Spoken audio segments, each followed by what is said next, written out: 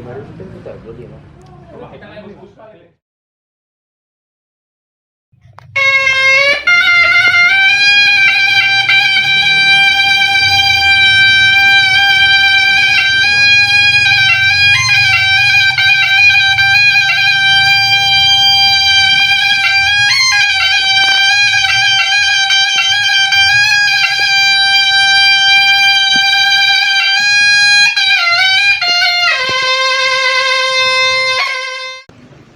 Serjabatan pada dasarnya dulu ya, ada yang pernah aku tahu serjabatan itu awalnya bukan hanya pemusik saja, gelar arti serjabatan. Tapi pada dasarnya serjabatan itu dia bisa dibilang orang penting.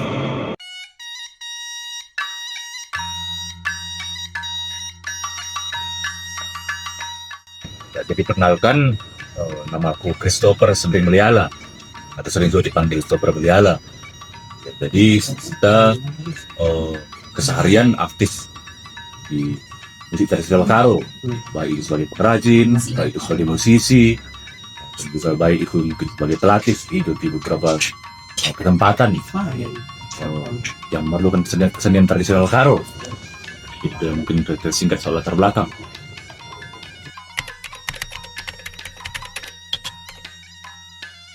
Awal tertarik gitu sama musik tradisional Karo gitu ya. Awalnya itu dari SD gitu, karena kan di kampung kita di Sugihan Tempel Johar gitu ya. Di sana itu ada banyak gitu pemain musik tradisi, baik itu orang-orang yang agak ke lapangan atau mungkin orang-orang yang ibaratnya hanya sekedar orang-orang awam pun di situ, dia tuh tahu gitu main surdam atau mungkin main belobat, bahkan ada juga gitu yang pandai main sarune gitu. Jadi mungkin di daerah kita termasuk hal yang biasa gitu ya tentang musik tradisi. Jadi itu yang bikin aku jadi tertarik gitu kan, kayaknya tertarik gitu belajar musik tradisi berawal dari kampung gitu kan. Baru itulah, baru masuk di sekolah pun, di sekolah kemarin ada eskul musik tradisi. Jadi semakin muncul, semakin terpacu niatnya, aku ingin belajar musik tradisi gitu. Jadi itulah yang bikin awal pertama ingin belajar musik tradisi, itu dia.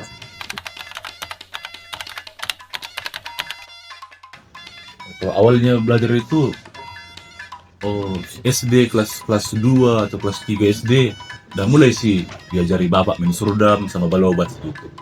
Ya, dulu pun karena kan seperti yang bilang tadi ya, di kampung kami itu biasa gitu di rumah orang simpannya surdam gitu, atau mungkin di daerah Karo biasa orang simpannya balobat gitu kan. Jadi kadang tertarik apa ini gitu untuk belajar tiup, apalagi mungkin dari SD juga ada niat belajar musik gitu ya. Jadi kalau ketemu alat musik, ada niat dipelajari. Terus dari SD baru pengembangannya juga waktu SMA gitu loh. Waktu SMA semakin terpacu lagi. Baru saat kuliah pun masuk lagi ke etnomusikologi USU, semakin terpacu lagi untuk belajar.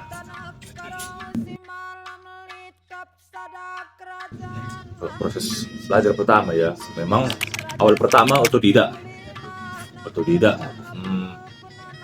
Ya karena pun pertama memang dia pasti dia dari orang tua juga gitu kan. Orang tua meskipun dia bukan musisi, tapi adalah sedikit-sedikit bisa dia entah main surdam atau main belobat di situ. Dan seruling juga pandai orang tua gitu. Ya itulah yang pertama ngajari soal tradisi gitu ya. Memang awal-awal sudah ada juga bakat musik di piano gitu. Jadi entah di gitar gitu. Awal-awal belajar bermusik udah ada memang dasar modern gitu. Tapi karena pengaruh lingkungan, pengaruh daerah, ya masuk musik tradisi tadi.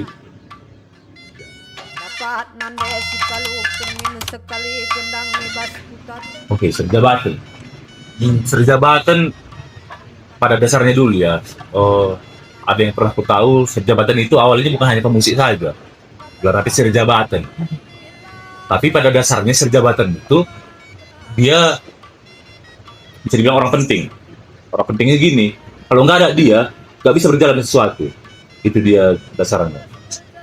Contohnya, di pesta adat, kalau nggak ada pemusik, nggak bisa berjalan acara itu. Atau mungkin di desa, kalau nggak ada penghulu desa, nggak bisa berjalan cerita itu. Atau mungkin pandai Kalau nggak ada pandai atau yang membuat parit, yang membuat rumah gitu, ya kayak mana orang bangun kuta gitu. Ya itulah dia kenapa orang dibilang siap jabatan.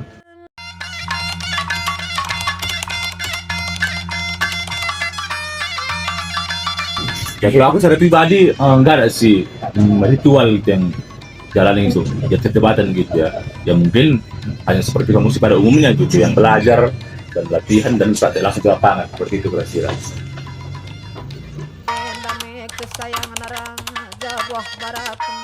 Ya kalau aku pribadi meskipun aku masih muda gitu kan, bilang sekarang 25 tahun gitu ya, kalau kita sebagai serjabatan ya kita harus lebih hormat sama yang senior kita gitu ya. Contohnya sama orang yang kita belajar gitu kan, sama senior tempat kita belajar ya, meskipun kita main di situ kan, dia di situ ya, kita tetap menunjukkan rasa hormat gitu ya. Bukan kita main di situ, dia nggak main di situ artinya kita lebih hebat, bukan. Tetap kita tunjukkan rasa hormat kita pada senior-senior kita.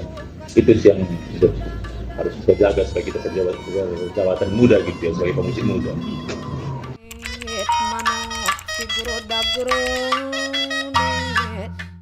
Ya, kendala dokter jabatan di muda masih muda gitu ya. Udah pasti kalau kita masih muda banyak pasti orang berkomentar atau mungkin banyak orang masih saran.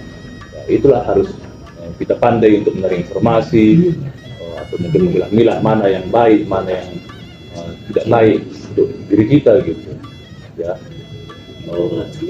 Namanya pun kita juga masih muda gitu kan, masih banyak harus dipelajari gitu. Aku sendiri pun jujur masih banyak yang harus dipelajari sebagai pemain musik.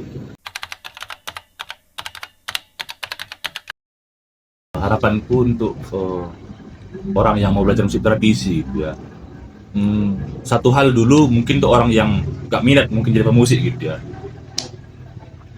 harapanku meskipun kalian gak berminat untuk jadi musisi tradisional, contohnya yang bermain ke adat atau mungkin bermain ke lapangan bilang gitu ya, tetaplah kalian pelajari musik tradisi. Tujuannya supaya apa? Bukan untuk supaya kalian bisa bermain musik, tapi supaya kalian paham untuk menghargai musik tradisi. Ya, dengan kalian paham contohnya bagaimana susahnya bermain sarunnya itu, atau mungkin bagaimana susahnya di musik tradisi itu, pasti ada rasa kalian untuk bisa menghargai musik tradisi. Ya, bukan hanya sekedar menganggap bahwa pemusik tradisional itu adalah pemusik biasa. Memang dia juga pemusik, tapi pemusik tradisional ini bukan hal yang biasa gitu ya. Dia itu nggak bisa diperlakukan seperti biasa pada seperti pemain-pemain musik yang lainnya. Jadi untuk yang sesama kita lah bilang gitu ya, sesama kita generasi muda gitu, tetap hargai musik tradisi. Dan juga harapannya untuk orang yang memang mau berminat belajar musik tradisi, yang harapannya untuk mau bermain di lapangan atau mungkin berminat mendalami musik tradisi itu, jangan tinggalkan gitu. Jangan setengah-setengah pelajari bagaimana musik tradisi itu, supaya jangan hilang ciri khasnya yang asli. Memang kita nggak salah mengembangkan musik tradisi, tapi tetap dijaga apa sebenarnya kekayaannya.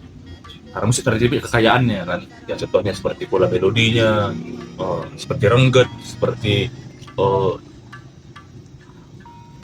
pola-pola permainannya, teknik-tekniknya, cerita rakyatnya yang berhubungan dengan alat musik tersebut ya. Itu kekayaan kita gitu yang harus kita jaga. Ya tetap pelajari tentang kekayaan itu, supaya kalaupun kita maju ke depan, contohnya lah berdiskusi kita dengan pemusik yang lain. Ya, kita bangga, oh ini loh musik tradisional kita. Jangan nanti kita menunjukkan musik tradisional kita kan, karena kecil genang kita orang anggap remeh. Padahal banyak kekayaan budaya yang tersimpan di genang karo yang kecil itu.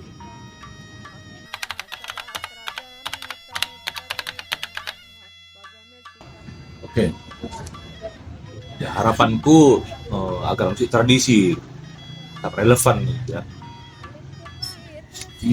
Ada kata-kata orang Sanggarlingga ya, ikuti zamanmu, jangan tinggalkan budayamu, kata gitu. Ya. Kita sebagai orang yang sudah belajar musik barat gitu ya, atau belajar sudah dapat pengaruh dari musik modern, ya nggak salah gitu. Tetap kalau sudah kita belajar atau mungkin dapat pengaruh dari barat, ya tetap kita belajar. Jangan hanya kita terlalu idealis tentang musik tradisi. Ya, belajar musik tradisi boleh, tapi jangan terlalu idealis. Ya, belajar musik barat boleh, belajar musik modern boleh, tapi jangan tinggalkan tradisi. Ya, semua itu berkaitan gitu ya. Karena pun kalau kita ingin berkolaborasikan gitu, musik tradisi dengan musik barat tetapnya, ya paling tidak kan harus kita paham juga tentang musik barat ini bagaimana.